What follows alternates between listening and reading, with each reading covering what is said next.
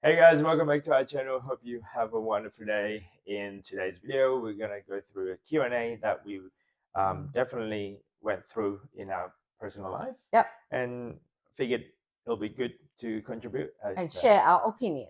Yeah, 2 cents. our 2 cents. So, hey guys, looking at to put away about $100 a month for my son. He's 7 days old at the moment. What? 7 days old. Oh, Okay. good on you. Looking at high interest saving account and then just auto transfer each paycheck. I feel like this may not be the best, not looking to maximize return at the expense of complexity, if that makes sense. Would rather set and forget kind of deal until he turns 18 or whenever it's sensible. We'll be looking at doing the same thing for our second baby. Already planning second baby when the son is only 7 days old? 7 days. Oh my God. Anyway, good plan. So Good plan. this person got a long-term plan, but I don't know if he or she talked to the partner. Well, as a dad, that's probably one of those things that you sort of like. I had that moment when like, wow, I have to think about this. You have to think of this person. This legacy. It's your responsibility now. Yeah. How do I? No, but when we were having our son 7 days, that wasn't in our. No, not in our headspace. Yes, not in our headspace. How can I get him fed? I mean, good on this person, I guess. Like the fact that at 7 days old is we probably had that aha moment. It's like, oh, it's good that you start early because I felt like we're a bit late. We're really a bit late. Well, but that time we were quite poor, tight. We were money poor. I suppose. Cash flow, we didn't have enough cash flow. The fact that this person thinking at 7 days, we were already thinking at the kids. I think it was like, what, 5? Yeah. 5. At a certain point, as a parents, you probably think about, because how do I do this? But still, the earlier the better, because I know a lot of parents they didn't, and I know a lot of our friends or they are parents already, and they exactly the same, just putting money in a saving account. So back then, when the kids were born, and then we got some gift and some money, and that time we were not thinking to put it aside in the bank account because we're thinking, why do I have to open a new bank account for them? So we just pay off our expenses for some of the money. But then, go on. But then eventually, okay, our finance getting more stable, and we have extra income. Then we started from the bank account first. But we're like exactly like that. Let's say $100 a month, but then the money is not growing anywhere or not growing fast. And then we started our ETF journey, and we see that it's going to do good in the future, in long term, 20 plus years. So we started opening a trading account, ETF account for the kids. So that's what we've been doing as well. It was just 2 years ago, say. About that, and now we're doing a catching up because we realize, okay, then how do I do this so that way it's not a big burden for us when they need it, when they go uni. So we at first we're saving the money. We're thinking, why do we need this money? What is that for? So our goal is just for invest enough for them to go uni. How much is university? So we were, let's say, $100,000. Yeah, we around that, right? We work on $100,000. So we work backwards. So how much do we need, and based on what we turn, how many years? Because they are what, 7 and 8 and 9 soon, something like that. Then we got 10 years time. 10 years time. Yeah. So we have 10 years time from this amount to grow it to $100,000 each account. So we need to come up with 200,000 in 10 years. So how's our plan? How do you do it? So with our plan, based on our plan, so we were looking at $100,000 with it. $100,000 is at the end. Okay, sorry. So we start with 0. Let's say, for example, with this person saying 100 as an example. At $100, an example, we're looking at plan of about $100,000. So let's say it's monthly. Monthly. Yeah. Over 18. Well, this for us, it's over 10 years. Let's say. Okay. And then we just go on, let's say monthly. So we need to work it out.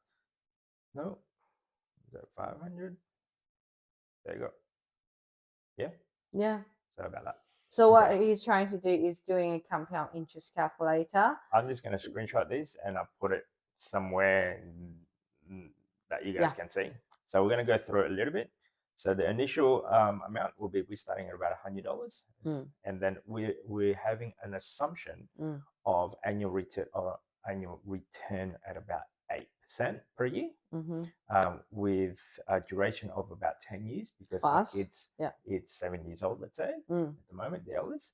And then after that, in order for us the eldest is 29. The rolling eyes. Okay. Anyway, and then 10 years. You want to be precise? No, just leave it 10. 10 years. Okay. And then if we were to put additional, say about $600 per week, it's $600 per month. Sorry, $600 per month on one of the account, that would be contributing about $100,000. In 10 years. In 10 years. So that's how much we had to go through. So when we first worked out of this calculator, we're so stressful. How can we do it? Contribute enough for the kids. Now, going back to this person, on the other hand, is the opposite. You're starting at 7 days, not 7 years old. So let's do a calculation. $100, now 8%, if in ETF, but because this person was doing in bank only. But if you do it in ETF way, 8%, 18 years, $100 a month. Per month, which is the scenario that this person is giving us, right? So again, I'll put it up there. You're looking about at the end, at the 18 years old or so, you're looking at about 48,000, just shy of $50,000. Not enough for uni. Well, no, it's not enough, but it might be, that's a stepping stone. It might be a stepping stone. They're helping out already. Yeah. It's just depending what is it that you're trying to do for this person, for the kid, let's say, it might help, that goes to TAFE. Just not buying a car. It might be the first year of university, and they can go maybe part-time job or something to pay off the rest of them. So at least there's that big starting point. Now, mind you, the whole entire, I guess, portfolio contribution on this particular scenario is about 21,000 out of pocket, and then the other 26,000 is the physical interest. Let's say the profit that is coming out from that from the ETF. So that's the numbers that we play around. Yeah. So each to their own. I mean, I'm trying to figure out what is it that you're trying to achieve with this money. What is it that you're trying to do? If you just want to give it as a gift and go, hey, here's your, a gift. Hey, that's a lot better than just simple interest. Simple interest. Because what the plan is just putting in high interest account. No, a typical high interest account these days is about 5%. Let's say that's at 35,000 or so if you do compound interest. Yeah. Versus where the market at the current stage is, let's say, giving us about 8%, which goes to 48. So yeah, and it is a set and forget. You can do it and forget. Auto transfer. Correct, exactly the same instead of putting in the bank, and it's not that complex. Or maybe they don't know how to choose the right ETF or what to invest. But it's just everything. You need to educate yourself. You can't just listen to someone or just put the money under the pillow. It's not growing anywhere. I mean, good on you, the fact that you're already thinking started of this at the 7 days old. I kind of wish I did when the kids were 7 days old. Yeah. But then again, things happen for a reason. We didn't start our journey until a few years ago. Yeah. And now we're playing catch up. Hence why we need to go a lot more higher. Yeah. And yeah, I guess depending what is it you're trying to achieve. For us, definitely for the kids' education. I think because we have a clear figure, how much do we want to save it up? And even we show our son, okay, 10 years later, when you go uni, hopefully we'll have this money for you. But if you're not taking out the money for uni, you keep rolling it, another 10 years later, you'll have this money. And another 20 years later, you will have this amount. It was like, whoa, I'll be a millionaire. Yeah.